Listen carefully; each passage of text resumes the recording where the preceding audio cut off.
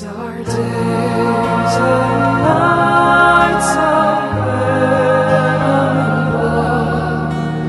Heroes will rise as the anchors fall.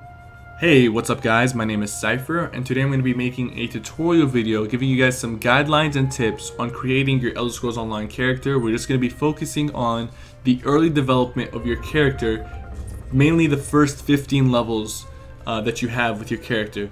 So right when you start, you will have 3 skill points to use, and usually what I do is, if I'm planning to use my class skill lines, I usually want to spend 1 skill point in each skill line.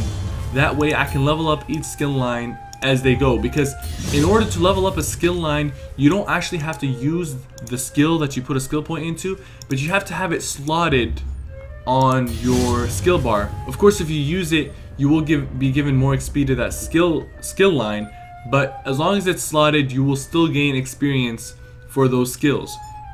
So you only have 3 to spend right when you start.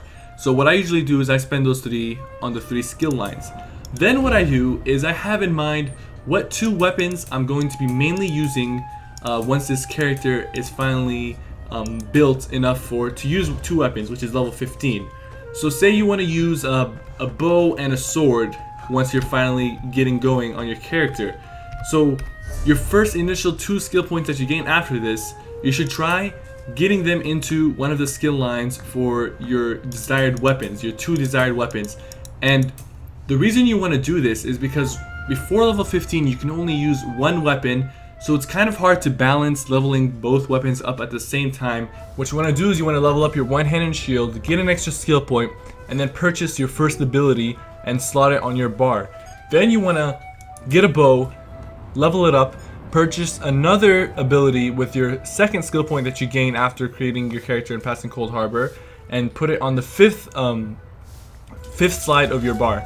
Now this is very important because, like I said, as long as it's slotted, you will be leveling up that skill line. Another method that I use to level up my weapon skill lines is, before you complete a quest, if you switch to a certain weapon, you will actually get more experience in that weapon in particular. So if you see your bow is really low in level and you're focusing a lot on your one-handed shield and you find it out-leveling your bow, you can always switch to your bow before completing your quest to give that an extra bonus on the experience.